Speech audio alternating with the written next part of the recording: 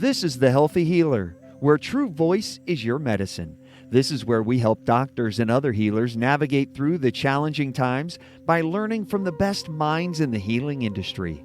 Laugh, cry, and be surprised. It's entertainment, education, and inspiration so you can continue to be the unique and amazing healer you were destined to be. Welcome to humanity.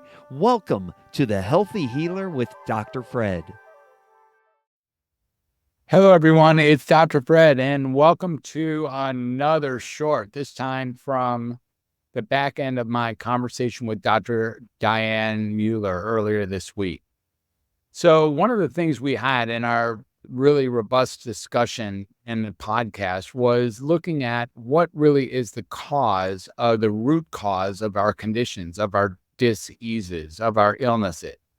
And how do we know that we're at the root cause? And so the question I like to ask, is there anything wrong with us? Is there really, frankly, ever anything actually wrong with us? Or have we fallen a bit out of balance and our correction tools could use a push? Is it possible that there's nothing wrong with us and what we have here is an imbalance between maybe several different components of what it means to be alive? So many of us think of mind, body, spirit connection. And one of the things I wanted to address today is how do we know which one of those is at root cause? It seems that if our body is ill or there's been a trauma or a pain or maybe a defective or a deficiency in a body part, that often leads to disruption of our mind and then perhaps of our spirituality. It also seems that if there's something wrong with our mind, if we become overly maybe connected, attached, obsessed, depressed, anxious, afraid, if we have any of these things actually taking place, including rumination about memories or fears about the future, that these things can then address our biology. I've certainly had the experience that when I feel a certain way about something, or when I have an emotion about something or a reaction to something, that it seems to affect my physical self. And then secondarily, or at least on the back end, my access to my spiritual self, my capacity to understand and deal with the multidimensionality of life that is out here over and above the three-dimensional lifestyle.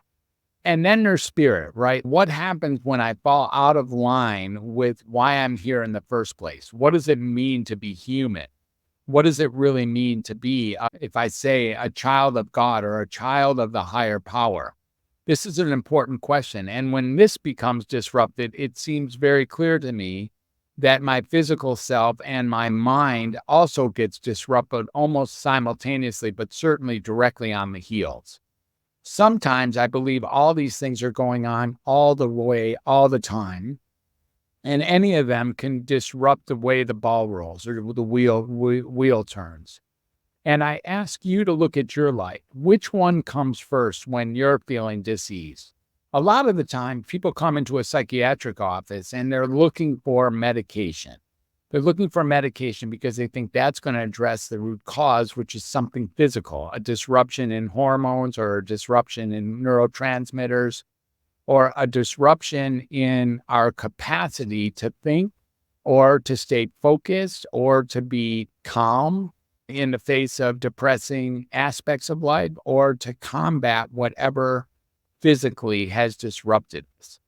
But that might not be the best or even the only approach. And we may be able to address these things by addressing our own spirituality, our own mindsets, and our own points of view, our own worldview about how things are going.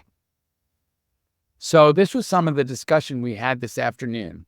And what I really want you to take on is which one is most important. Is it spirituality? Many people think so. The people who are committed to spirituality believe that it's all spiritual and all vibrational and all frequency. And in the end, when you hand it over to that higher power, get a life that works, no matter what your physical ailments or concerns are, or frankly, no matter what your emotional concerns are, that they all can be disrupted and packed into the package of being a function of our own spiritual connection with our higher power. That's one way to look at it. Other people, they look at more dryly at the possibility that it's really physical in nature, and that the reason something isn't working is because there's something wrong with the machinery, the physical machinery.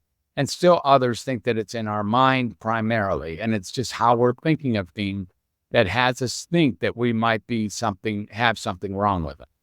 I invite you to take a good, cold, hard look at all this, and let us know in the chart or in the chat what you think is the thing that really drives any of the root causes of our diseases and illnesses. Thank you so much for being here on this short. It's always a pleasure to speak with you.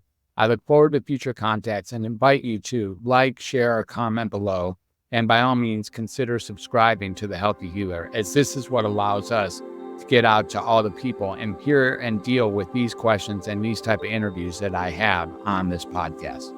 Thanks again. Peace to you. I love you. Bye for now.